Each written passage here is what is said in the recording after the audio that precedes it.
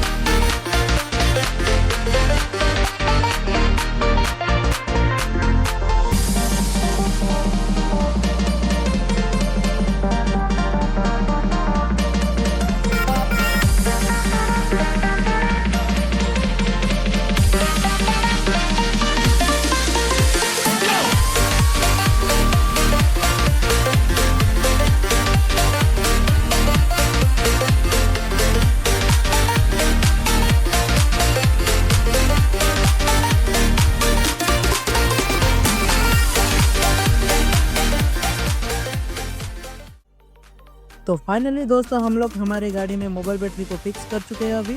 अभी इसका बारी है टेस्ट ड्राइव करने के लिए।